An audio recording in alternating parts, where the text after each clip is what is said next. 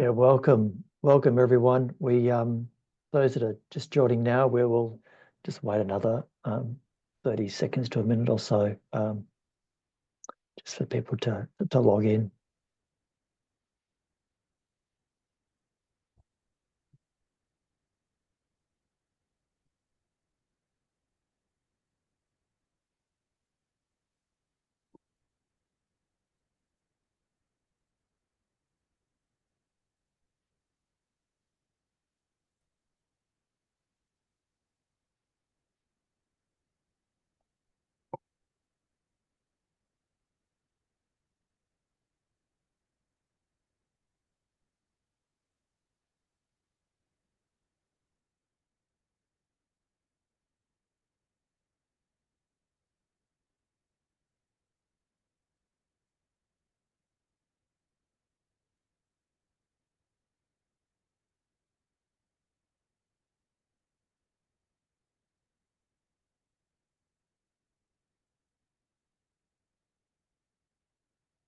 Okay, we might get started. So welcome everyone to the Australasian launch of the global report on internationalisation, international higher education in higher education. Welcome. My name's Zach Ashkanasy. I lead the global higher education practice at Nous Group, and I'm very honoured to also have with me at this webinar Matt Durnin, who leads our Canadian higher education practice group, and he's calling in from Kingston, Ontario today. We've also we also have John Chu from Navitas, a Nous alumni, Chief Insights Officer at Navitas, as well as Vice President of the IEAA. And also just a small shout out to the PI as well, who's been our media partner in the development and launch and communication of this report as well. Yeah, thank you to the folk there. Just as a bit of background, this is the second international education report. First time round, we had about 100 or so DVCIs and/or equivalents complete the survey. This time round, we had over 200, quite a substantial increase in completion rates. And we're covering Australia, New Zealand, UK, and Canada as well. So it's quite a global view of many of the Anglo markets. As we move into the presentation part, we should also pause just briefly to reflect and acknowledge country, recognising today I'm hosting this webinar from the land of the Wurundjeri people, the Kulin Nation, and pay respects to elders past, present, and also pay respects to any other First Nation folk that might be on the call today. I recognise their connection to the country, land and water. I'd also at this point just also like to take a moment to acknowledge the very sad passing of Saskia Law Hansen from RMIT. Many of us on the call were friends with us, and it's a testament to her, I guess, person that she did know so many people and was respected by so many, both in Australia and overseas. And she had as many friends and colleagues in the UK as well, and all of us were really quite shocked by her sudden departure. And certainly last week, it caused many of us just to pause and reflect on life a little bit. So yeah, hopefully Saskia's listening from somewhere else. Now I'm going to hand over very shortly to Jon and Matt just to frame things. There's sort of six sort of headline themes I'll just take you through briefly. First is around the importance and priority of internationalisation, but recognising it's increasingly influenced by government policy. No real surprises there, but Jon will talk a bit more about that from a global perspective. Revenue is front of mind for universities, and you'll see what that means, the trade-offs that are involved in that sort of revenue lens around international education. A bit of a mixed story, though, then when it gets to how universities are thinking about, particularly international onshore recruitment, about revenues, fees, entry requirements based on your type of rank of university. And with 200 responses, we've got far greater depth and confidence with some of the conclusions reached in this survey when we talk about and split by rank of institution.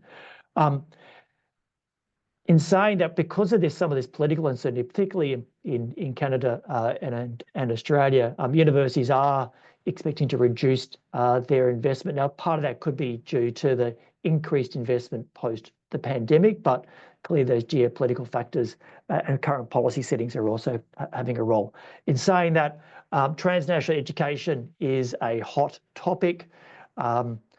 Matt's talked quite extensively when we've invited him to Australia and on other webinars about transnational, given his global expertise in the space. But institutions aren't as confident, certainly in the Australian setting, with their ability to execute, as it sort of came through from the global survey. And whilst it might seem like a challenging period for international education and the role that universities play, there is still cause for some optimism that, again, at the end of this talk, Matt will briefly touch on. So with those sort of 6 themes in mind, I'm now going to hand over to Jon, who's going to give us a perspective of the market and how it's shifting from the market era to the managed era. Jon, over to you. Great. Thanks very much, Zach, and great to be here with you all to present this report.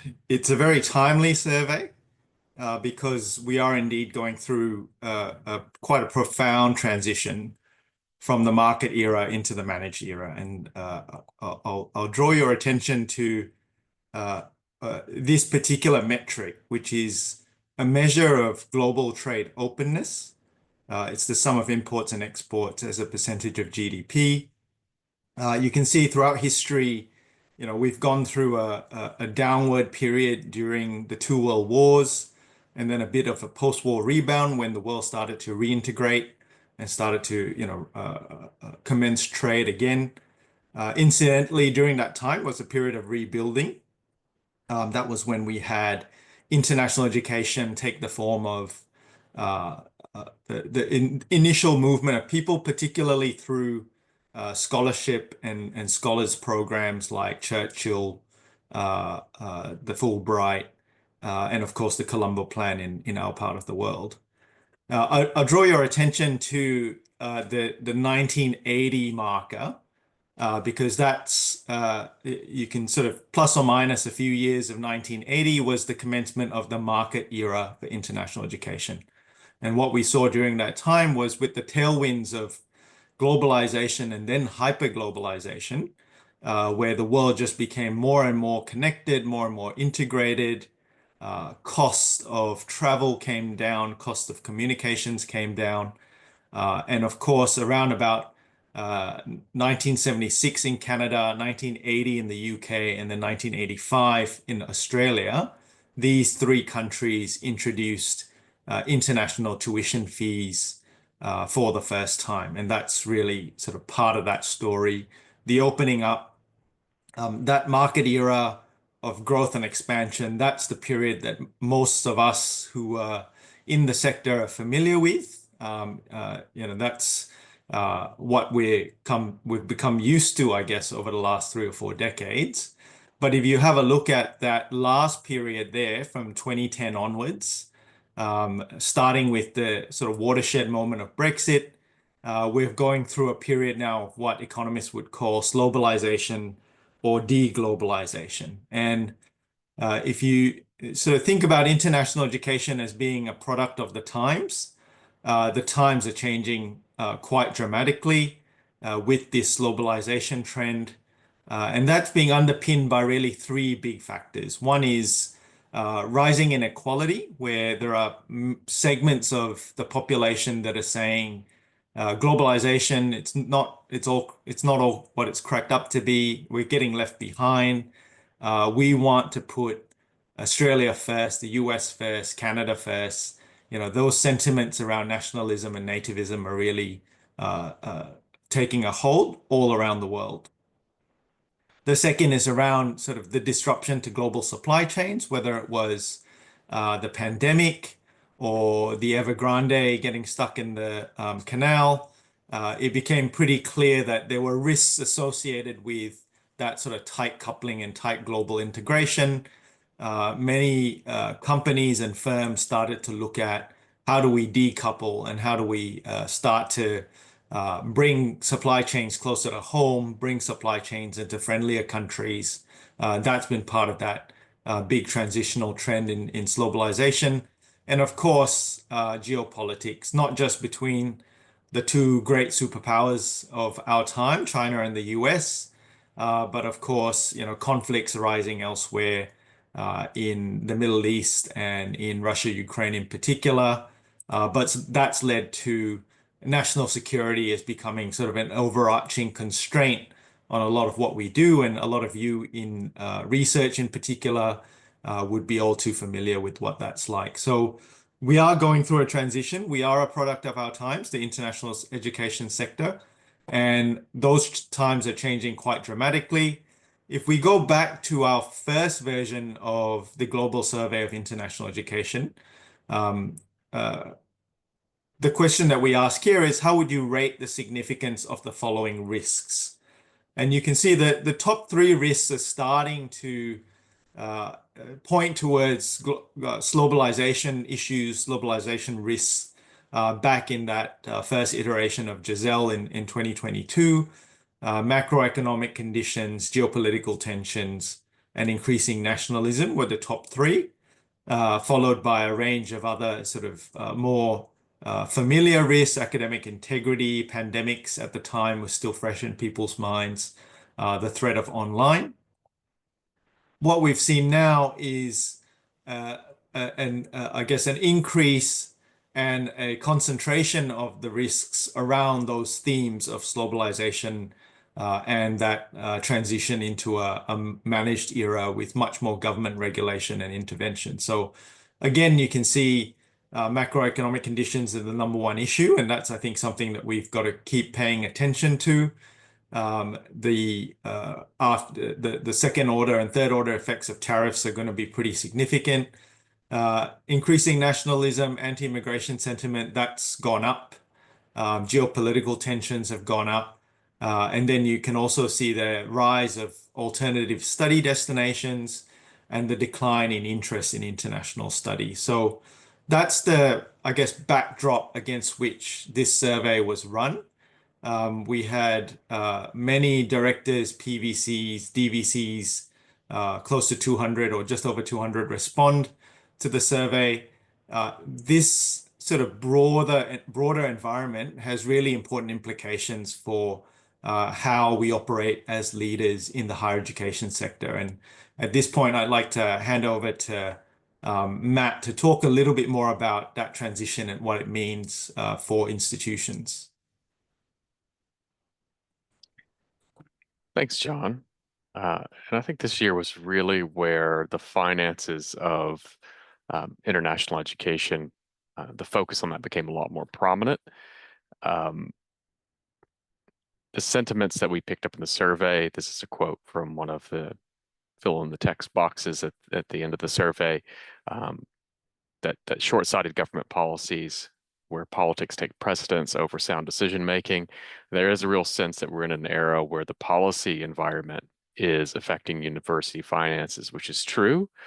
I think the other thing we need to keep in mind is that also during this time, we've had a pretty fundamental shift in the market dynamics of international education, with mobility from China falling off, the growth coming primarily from price-sensitive markets. We've been hit from a lot of different areas, not just the policy perspective at the same time, and this has had a profound effect on the economics of international student recruitment.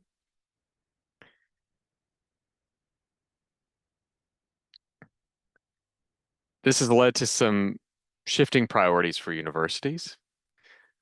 So when asked if internationalization, the agenda, internationalization agenda is a high priority at my university, we still saw relatively strong agreement with this. It did soften a bit from the 2022 survey, as you can see there. that it's well supported across all levels of my university. We did see the sentiment weaken slightly there, but still overall relatively strong. And resourcing, in terms of the resourcing for internationalization, still relatively unchanged from the previous year. But strong agreement across the board that government policies are increasingly influencing things at the local level at our institutions, with 82% agreeing or strongly agreeing with that statement. In this environment, revenue has really come back to front of mind. I think when we did survey work, both Jon and I together separately, and you go back before the pandemic, we saw revenue was always in the mix. It's something that has definitely been important in the pursuit of international students. It's been very important for the financial sustainability of institutions, but a lot of other priorities were often listed as equally or more important when we worked with institutions. I think the current realities of financial situations for universities has reordered those priorities somewhat.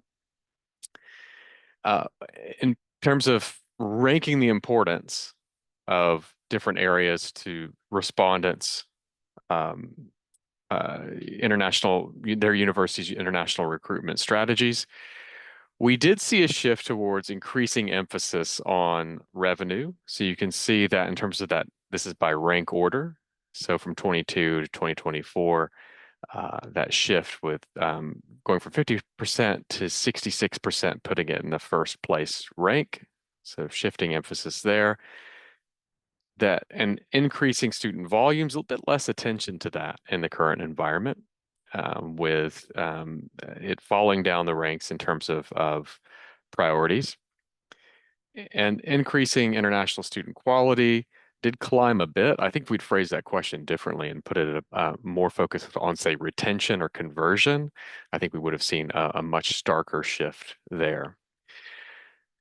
And then finally, increasing international diversity. We have seen, I think, just the realities of the economic situation and doing more with fewer resources in many cases, that international student diversity goal has slipped somewhat, still remains important for institutions, but we saw that slide notably from the 2022 survey. I think part of what's driving that is the reality that as we try to acquire students from more markets, acquisition costs inevitably rise. And I think that's something that we've all experienced very directly since the start of the pandemic. In terms of how universities are reacting to this, we did pick up on some intentions to increase fees, increase revenue either through higher fees or drawing back scholarships, and a lot of them had been of those that had been rolled out during the pandemic era, like when competition became very fierce for international students, and some intention to lower entry requirements.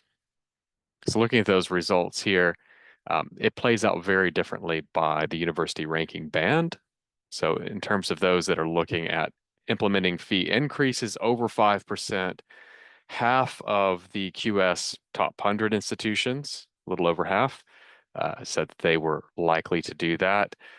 As you look further down the league tables, less intention, but still a pretty substantial portion, almost a third of institutions looking to raise fees. That's a mixed, it's a diverse set of stories behind that. Some of it is just inflationary increases that were delayed in some cases, but overall we're seeing pretty strong pressures to raise fees, probably more ability to do that amongst higher ranked institutions.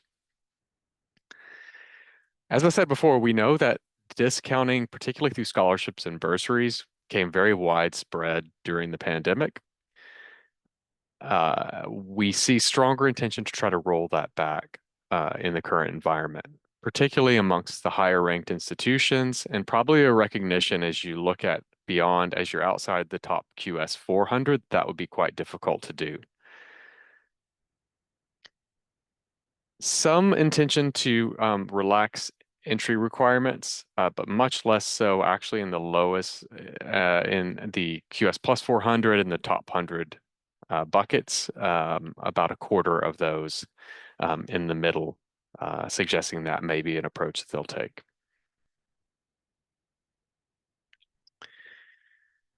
Back to that picture on net revenue and acquisition costs. This is a snapshot developed from 4 or 5 institutions that Nous worked with in the UK. It's not true of every institution, but I just wanted to walk you through kind of the math that we're seeing from some universities and why this is becoming so challenging. These are lifetime acquisition costs. So this isn't a snapshot of the first year. And the other thing that's maybe not shown really clear here is what's eating away at the denominator and decreasing the financial yield on these students is high attrition rates in many cases. And these were kind of, I would say, these are mostly outside of the top 300, 400 QS ranking institutions that have, in the UK, that have particularly struggled with student retention, international student retention since the pandemic, and that is definitely a factor here. But as you look at the headline tuition fee, so significant scholarships and bursaries, again, exaggerated by the fact that we're losing a substantial portion of the students over the 4 years. But at the same time, we've seen universities, just blanket apply these levels of discounts in a blanket way across many key markets. Agent and partner fees and marketing take another 15% chunk out of that. Direct staff costs being the smallest sliver, interestingly, where we'll come back to in a minute, where we see universities showing some of the strongest intentions to cut costs. And that leaves about 56% of the headline tuition fee in net tuition fee income. This may not account for everything. We found doing this exercise with universities quite hard to account for every potential cost, but this is a pretty holistic picture of everything together. The reality for these institutions is that compared to their net position on domestic students, it was only about 100 to 150 pounds more. So the margin is getting quite thin for institutions, so really being pushed to think differently about international recruitment, whether it's the operations through which they acquire students, or thinking about reconsidering the volume at which they do it and maybe focusing on higher margin students.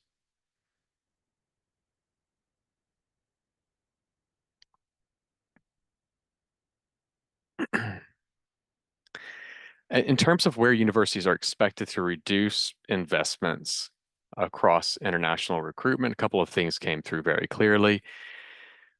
So in this first bucket, agent aggregators, we saw most institutions saying roughly the same, but I think what's really striking, and if we'd kind of cut this chart a little slightly differently, what you'd see is in 2022, we saw a really strong intention to increase investment in that area.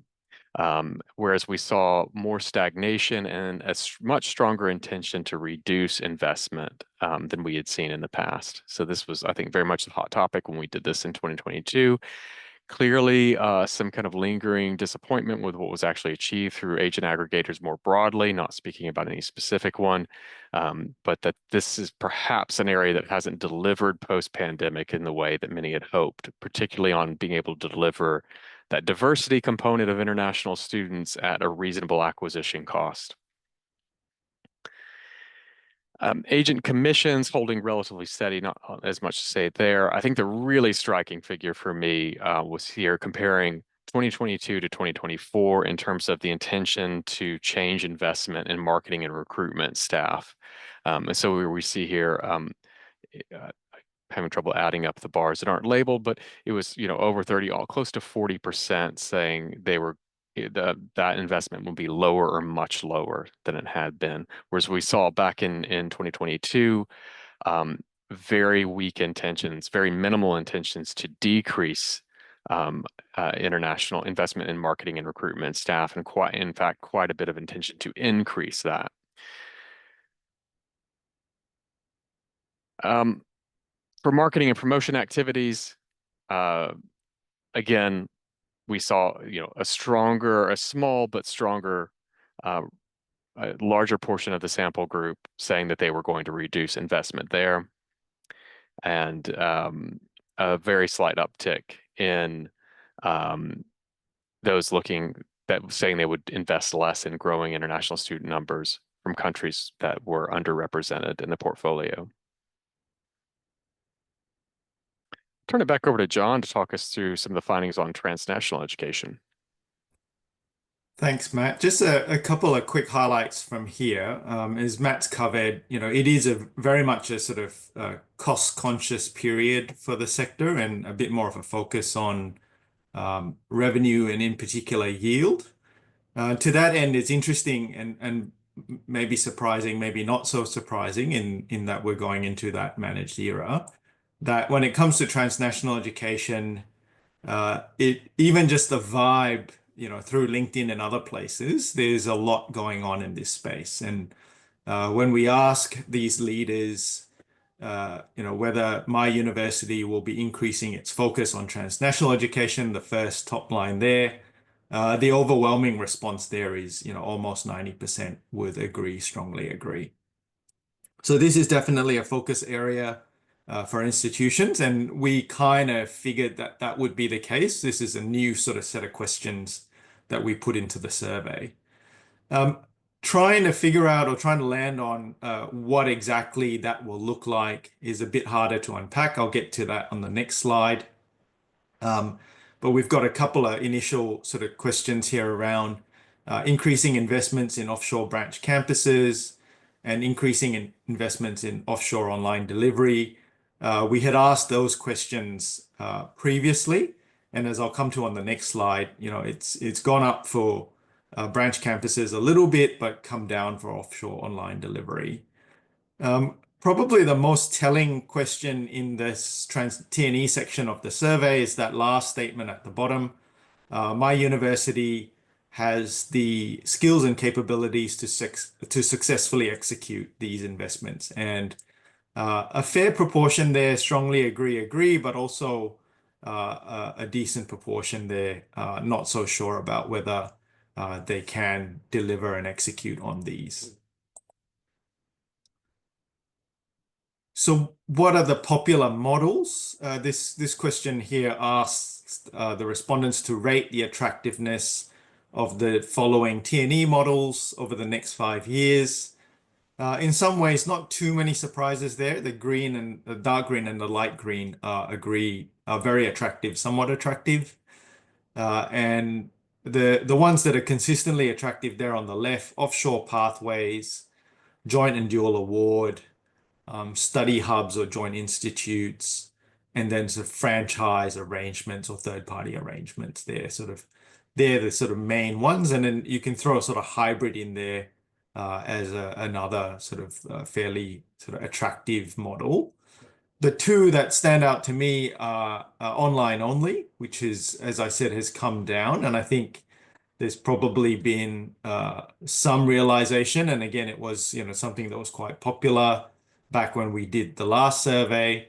I think there's some recognition now that it's almost too easy. It's too competitive. There are just so many players in that. I think there's still going to be interest and activity. And I know Zach has got strong views on how it's possible to be very successful in this area. But that's the response that we've seen, a bit of a drop off in terms of the attractiveness of that pure online play. Branch campuses, as I said, is on the other end of the spectrum, much harder to pull off. But nonetheless, given that, still a significant sort of level of attractiveness and interest in going down that path. And I think when we've had a couple of workshops going through the results, I think the thing that really struck me was just going back to the previous slide, the skills and capabilities that are required to execute on all of this. I think there's a real rush into the T&E space at the moment. And I think the challenges of not having the skills and capabilities are just becoming all the more acute, because if you're trying to build a team, you're trying to grow your expertise, you're trying to specialize a bit more in T&E, you're going to find that lots of other institutions are doing the same at the same time. So that's going to be a pretty tricky dynamic to manage. Back to you, Matt. Thanks. And we'll try to end on a more optimistic note, but maybe a little bit more pessimism to wade through before we get there. We did pick up, in general, increased pessimism from university leaders from our 2020 compared to our 2022 survey. I think some of the things that stand out across that, and if you take the top line first, we're looking at respondents' perspectives on their university, and below we're looking at their perspectives on their country. At the top level, you see that pretty sharp drop off for the Australian universities, going from 82% being optimistic in 2022 down to 49% in 2024. UK seeing a softer decline, but still a notable one nonetheless. Canada, very sharp decline, 80% to 45%. New Zealand, our most optimistic country, moving from 84% up to 90%. I think that's largely speaks to just the financial positions that universities have found themselves in, particularly in Australia, the UK, and Canada, something that Nous is very aware of. We're working across those jurisdictions on a daily basis, and these have just been very difficult financial times for universities. So thinking proactively in the international environment has been pretty challenging. And I think that's what we picked up on in the survey. From the country perspective, I think that the Australian change here from 90% being optimistic about their country's position in international education, the future of that, down to 22%. A lot of that had to do with the timing of the survey. I think this was we put this out at kind of the nadir of the outlook for what would happen from the policy realm. The UK pretty stable. Again, the timing of this, not long after the UK had a scare with potential caps coming into a place, and that not happening, a change in government and a much friendlier attitude on the policy front emerging there. Canada, 80% down to 23%. I would say this is actually still pretty representative of sentiment here in my experience. There's, in terms of any positive changes in the immigration environment, look pretty unlikely anytime in the near future. New Zealand, though, moving in a positive direction again. So I guess our New Zealand colleagues are most optimistic at the moment. In terms of where this leaves us, though, I think we have focused on a lot of negative developments in the policy realm, the financial challenges that our institutions are facing and constraining resources that can go into international education. At the same time, I think there is a lot of room for optimism in international education. The markets have changed, and that's brought challenges. But the fundamentals of demand for international education continue to strengthen, even if the market for it is changing. And I think we're becoming increasingly confident as universities and as people who work to support universities in identifying and seeing those opportunities through. So it's a challenging era for professionals in this space, but I think what we will see out of this is the emergence of new models of working, new ways of engaging with the markets that we recruit from, and the sector and students will be better off for that in the long run.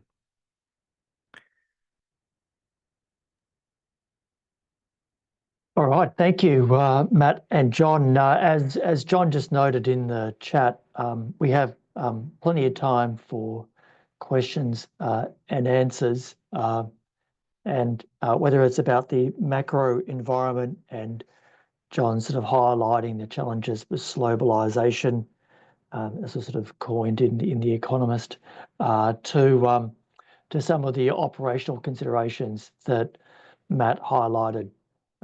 Particularly the somewhat controversial finding about the marginal value of an international student for some universities relative to domestic fees, and the skill level required and resources required to successfully recruit at scale. Again, got our first question there by Maya.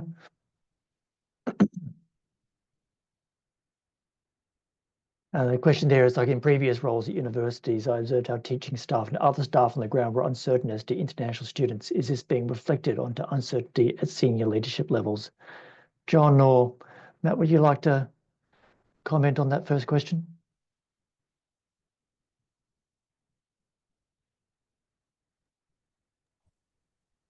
So I might need you to clarify for me at least if you mean if the understanding of the situation on the ground is being translated back to senior leadership, or if there's a disconnect. That's what, I think so. Yeah. My perspective on that is I think that, one of the biggest challenges that universities have faced since the pandemic and international recruitment is that link to what's happening on the ground in markets. I think before the pandemic, we managed that largely through a lot of time on airplanes. And where we did see some build out of that capacity in country, whether it was through partnership with overseas rep companies or if it was setting up your own operations, it was still heavily dependent on universities from their home office going out and spending a lot of time in country. And I think that's what's really been the challenge since the pandemic is that contact with the markets we're recruiting from has decreased.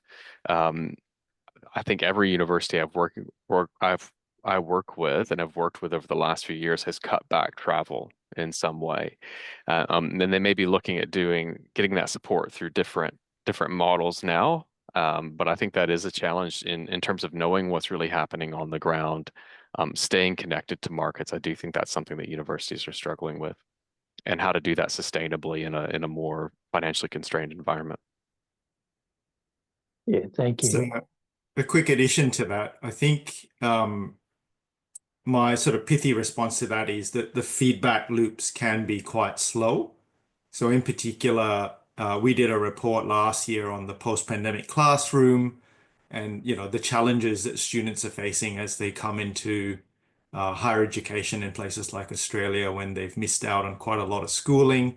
Those feedback loops and the data loops can be quite slow. I think they've gotten a lot better in institutions, and I'm talking both public and private here. I think those loops have improved since COVID because we really had to be on top of things, particularly both during the sort of period of closed borders, but also the recovery after.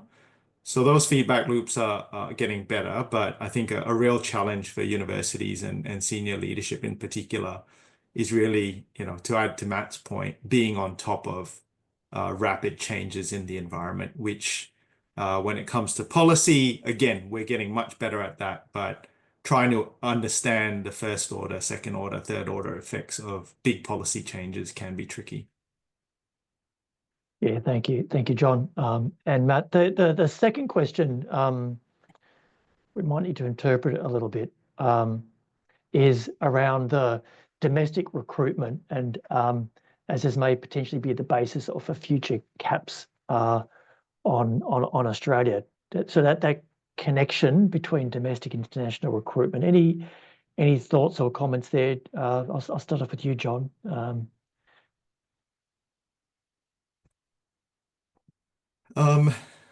Sorry, this was the domestic question. Yeah. I've got a perspective if it helps, in that as Matt highlighted from the study and from our work more generally, for lower-ranked institutions, there are challenges about the financial margins to be realised from international students.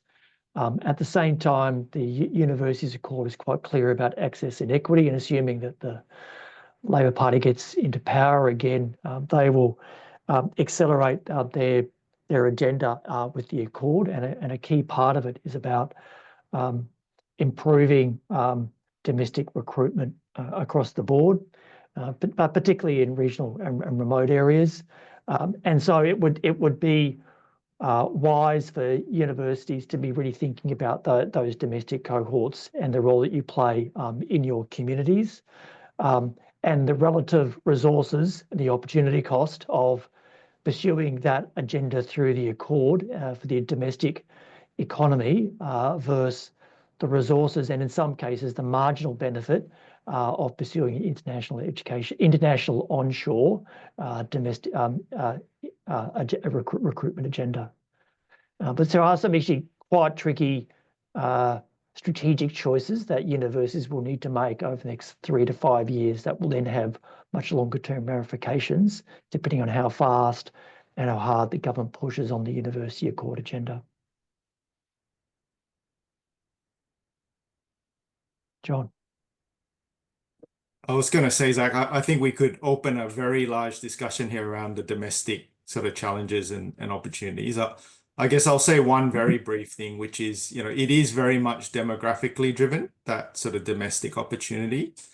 And Australia is in somewhat of a unique position in that we have a baby boom that started under the Howard Costello government, a generation ago. And those babies, those young people are now coming through the system. So there is some upside there, some, again, reasons to be optimistic. I think if we do get domestic numbers or international caps tied to domestic numbers, as the questioner implies, that's got obviously some pretty significant implications then for how universities approach that issue, particularly those that are, very close to the cap or very high up in terms of their ratio. There's some behaviors there that we'll have to just sort of keep an eye on. And that's a bit of an unknown.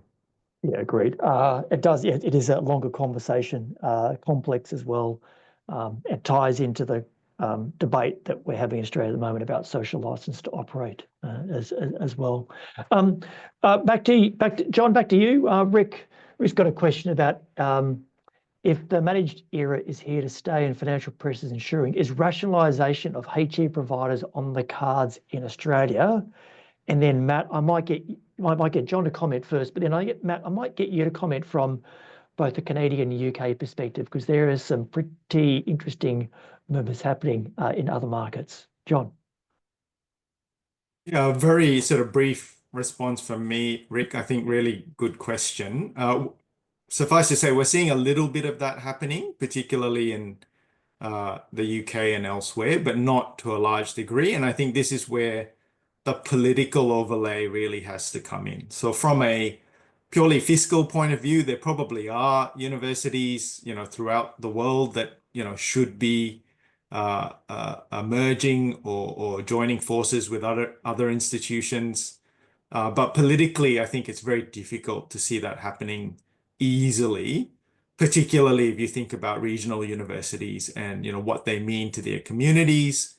Again, take off the market hat and put on the managed hat, and you'd probably see a high degree of government intervention before a university is allowed to fold into another institution very readily, even if that might be the best thing for them, just because of the politics of that and of a community losing, in inverted commas, their higher education provider. Yeah, thanks, John. Matt, thoughts from Canada and the UK? Yeah, the perspective I'll bring to this is from pretty intense conversations with both universities and regulators in Canada, also in the UK and some in US states where there have been downward enrollment pressures due to a demographic cliff in some states. And the commonality I see across all of those is an intention not so much to close institutions, but to rationalize programs. I think it's not true in every jurisdiction, but I think that there's a common theme from governments of wanting to rationalize underperforming, under-enrolled programs, underperforming from a financial perspective. What I often hear, though, there is an acknowledgement a lot of times that we would like to preserve these in the higher education landscape, but we don't think they're viable at all institutions. So I think the likely thing we'll see sporadically across the Northern Hemisphere will be a consolidation of, I think it'll be almost to an extent the death of the comprehensive university in some jurisdictions, where we're going to start to see low enrollment programs in a province or a state pushed to one institution, supported through online or hybrid delivery, and but keeping the institutions afloat in the communities, but with much more streamlined offers. I think that's what, from a regulatory perspective, what a lot of governments want to do, as their backs are kind of pressed against the wall financially, and they don't, where healthcare and infrastructure have become by far much larger priorities for them in spending. Whether they actually will have the political will to do that or not, and how that would land with voters is undecided, I think. But I think that's the intention I increasingly pick up on, is a pressure to rationalize programs rather than close institutions. Yeah, now, interesting enough, that's reflected in the soon-to-be launched Nous' third survey from COOs around universities around the world, whereas historically there was not a lot of appetite for program or course rationalization. All of a sudden, in this latest round of interviews and surveys that we're run with COOs, it's suddenly becoming a lot more a greater topic of conversation. And then just to back up Matt's point about the challenges of university rationalization, look at what I would ask you to look at what happened to Laurentian University in Northern Ontario in Canada. So they did go broke, and the government enforced banks took them to court. They had a liquidator in, but they have been managed and are still operating today with significant course rationalization and staffing changes, but they haven't been subsumed into any other university. And then you might look at the UK with quite a well-regarded institution in terms of University of Dundee. And again, it's all in the news. You can check it out. But they've recently been bailed out by the Scottish government there as well. So it is, and if you look at the financial records of UK institutions in particular, you'll see quite large and ongoing deficits. So their capital is dwindling. But at this stage, there is not quite that burning platform for consolidation. But again, Nous has just recently talked with a lot of vice chancellors in the UK, and we've just published a thought piece about how the UK could think differently about its higher education system and landscape. And it does go to what Matt's talking about in terms of, I guess, the a lower chance of the comprehensive universities, increase specialist institutions. Australia, though, I would argue, is a different landscape again, and scale. It has its downsides, but it also is one of its strengths. A question then about tuition charges rising significantly from Ashley. So with the capping of international students in Australia, UK, Canada in different ways, and US perhaps being less attractive to international students, which I think Matt might comment on as well. Do you expect demand to exceed supply? And this might go to the regional conversation. And maybe, Jon, you want to comment here as well. And if this is the case, do you foresee tuition charges rising significantly? Actually, Jon, do you want to have a first crack at this? Yeah. Yeah, thanks. Great question, Ash, and thanks for bringing the sort of economic language into it. Absolutely. I think we are going into a period where demand will exceed supply, particularly into those the big four major English-speaking destinations. And I think that's part of the cautious optimism that Matt was talking about before, that international education fundamentally doesn't have a demand problem. The demographic growth and the economic drivers point to ongoing increasing demand for international education. The challenge really is those supply side constraints being imposed by government policy in this managed era. So that's something to keep in mind. I'll say briefly that demand's probably a little bit weaker than previous periods, particularly because the economy hasn't been doing so crash hot since COVID. It's gone through ups and downs, and it's quite uneven in terms of economic performance. So household incomes, GDP per capita, it continues to rise, but maybe not as quickly as we saw in previous decades. So that'll be a little bit of a dampener on demand, but the supply constraints definitely sort of are much tighter than that. Implications for tuition fees, absolutely. Again, I think, harking back to Matt's section on the focus on finances and cost and revenue and that balancing that equation. Basic economics would dictate that when there is a supply constraint, the producers, the universities and institutions are in a position to raise prices. Now, I think we're starting to see that already. I think I saw Kerry was on the webinar. He's looked at Australian fees and how much they've gone up by. This survey shows that fee increases are part of the equation going forward as well. That has all sorts of sort of knock-on effects for diversity and affordability and everything else in the international student cohort. But I do think that, that in some ways, the supply constraints combined with the focus on revenue and yield will see a period of increased tuition charges. And this is concerning. This is dangerous, obviously, because we're already in a period where affordability is particularly poor, just generally speaking. So that's something to keep an eye on. Now, conscious we've got 5 minutes to go, just over 5 minutes to go, and we've got some pretty interesting questions to tackle here. So I'm going to challenge Matt and Jon with 5 questions in 5 minutes. And let's see how we go. So Cecilia's got a good question here about your thoughts on what are our thoughts on future proofing our international recruitment sector to strike the right balance between diversification, student quality, long-term engagement, mobility, trust, affordability keep shifting. And is there a leading into online or blended modes as part of the answer for sustaining both domestic and international demand? Jon, Matt, that's a complicated question. You've got 30 seconds each. Thanks, Zach.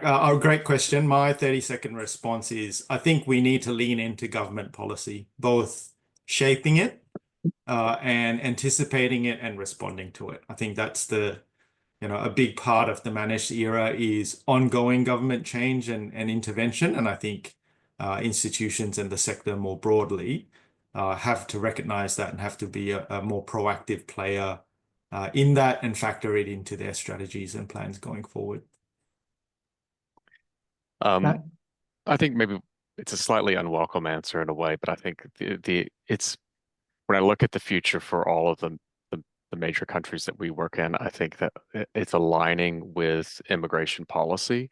I think a lot of what we've done in the international education space has been sort of an addendum to immigration policy, where I think in the future we're going to have to think a lot more about the type of students we're recruiting, the programs we're recruiting for in the context of what the immigration discussion is. And hopefully we can get better aligned with government so it's sustainable and it's not so volatile. Online or blended models, I think, the challenge has been, Jon alluded to this earlier, we've seen a huge rush into that space, very little success, to be honest, very little sustainable success. It doesn't mean that there certainly are some really standout examples. The problem with all online has always been, if you do it really well and you have the brand and you scale, you take up a large part of the market. There's not room for everyone to do it. And the advantages of doing it at a small scale are much less. So it's a tough one to crack, I think. But at the same time, it's inevitably the future is that we do more online and more in a blended space. All right, thank you, Matt. This is a question just for Jon from Sophia about political and economic situations affecting growth of T&E. For example, now in Indonesia, they have unstable political situation. People have a tendency to go overseas to have a better living. Do you have any suggestions on how institutions can sustain, or T&E institutions can sustain their growth in country?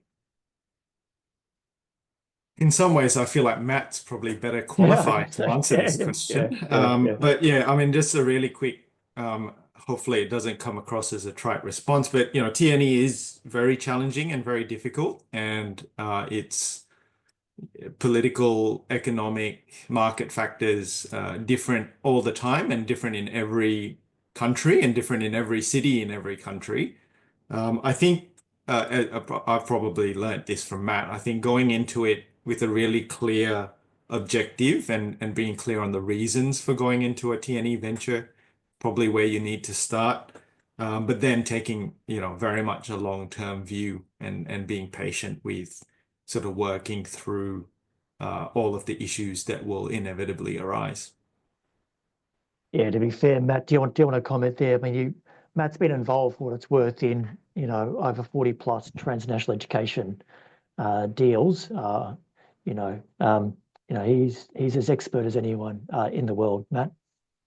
I think, yeah, I mean, as Jon was saying, I think it's about being really clear on why you're there and whether it's the right fit in the first place. I think there's often a very glib response, or people will say that, you need to really work the government relations and those. When I've seen the policy environment turn on universities, it's not something that a foreign university is going to be able to influence in any meaningful way.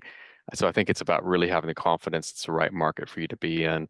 I think the larger challenge often for institutions is it's whether things, it's not when they get terrible, but they just get harder, and whether it's worth riding out. And that's where really strong strategic alignment and agreement on that at a leadership level, at a board level, is critical for seeing it through those rough patches that inevitably come. If you don't have that, if it's something that was just opportunistic, it's not going to last. Yeah, thank you. And again, Matt's given some previous webinars on transnational activity. I'd encourage you to go back and listen to those webinars. Two final questions. A great one from Carol Ann. Any insights on how regulators are likely to respond to an increase in universities engaged in TNE? Jon or Matt? Matt, you should go first. I keep jumping in. Well, I mean, I just observe really, of the major English-speaking study destinations, Australia has been the only one that's had a really active regulator in the T&E space. The others have been much more hands-off. I mean, and that's been the real challenge for Australian institutions historically. I think the UK, the Office for Students has taken a lot more interest in this in the last few years, and I think we will see some more structure. I can tell you from the Canadian and US perspective, there's virtually no regulatory oversight for those activities, and I don't really see that changing in the near future. Thank you. Interesting. Question from Owen. The report says that most institutions lack capability to execute transnational models. Do you think this is due to skills and resources, or is it deeper, like a reluctance to genuinely partner, share control, and take long-term risks offshore? This might be the final question.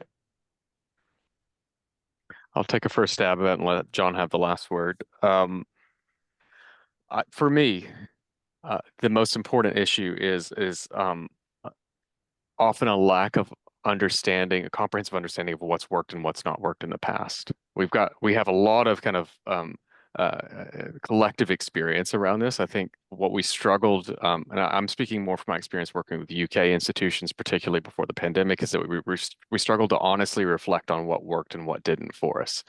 And I think we got to kind of a reckoning with that before the pandemic. Institutions were both being more honest with themselves about what the actual outcomes of these ventures had been, and the sector as a whole was coming together, I think, in a way that and being more realistic about what had been achieved and what had not. I think that the challenge has been, as we've come into this new phase of accelerated growth in T&E, is going back and kind of having that reality check on the things that didn't work for us in the past and really reflecting on those lessons. And I think that's institutions have struggled to keep that knowledge. And when they've learned the lessons, they've in the past have tended to not want to share them instead of talk about them openly. Yeah, thank you. Thank you. Jon, final word? Yeah, I agree with Matt. I think there's definitely a lot of that. I think it's a great question. Whether or not there's something deeper, I probably can't say. But I think my observation for Australia in particular is that, coming back to the opening of this session, in the market era, There were a few forays into TNE that were successful. There were some that we don't talk about because they weren't. But it was just a much bigger focus on bringing students onshore to study. And in that time, we just didn't build that TNE muscle because we didn't need to. And I think it's probably just a couple of decades of inattentiveness and neglect, and now it's catching up to us. And I think universities and leaders, to their credit, the more they know, the more they know. And I think there's a growing realization of as people try out new ventures and try out new things, this is not easy, and we need to, as Matt says, learn as we go and make sure we fail fast and pick up the lessons along the way. Thank you for that wise counsel at the end. Thank you again, everyone, for attending today. Just a couple of key takeaways as we wrap up, and you'll have a recording of this webinar as well. But we are transitioning to the managed era. Do pay close attention to student acquisition costs, as Matt had said. It's difficult in universities because finance and budgets are often disaggregated into different areas. Someone's got to put it together. You can see the full picture. You're going to have to think much more carefully about student retention, and not just internationally, but also domestically. And some institutions need to think even more carefully about that compared to others. As we just talked about at the end, just be really honest about the skills you need in internationalization teams. Having the will is probably not enough when you also need the skill. You need the skill and the will. And absolutely, as we've been talking about, do explore offshore opportunities. Navitas has led some really successful, quite industry-leading partnerships with universities in more recent times. And there are other offshore opportunities to explore as well, including online. And if anyone wants to chat to me about that, that's all good. But you do need a different operating model, just to be really clear. Online can work, but you do need a different operating model, and that may not be the operating model for you. So that's fine, as Matt had highlighted as well. Be cautious. Do your due diligence. Spend the time, plan carefully. You don't have to be. You don't have to be first. With that, thank you everyone for attending. Apologies, we went 2 minutes over. I hope you found a lot of value. Please reach out to us if you'd like more information. And thanks again to Navitas for partnering with us, particularly Jon, as well as our communication partner, News. Have a good rest of afternoon, everyone.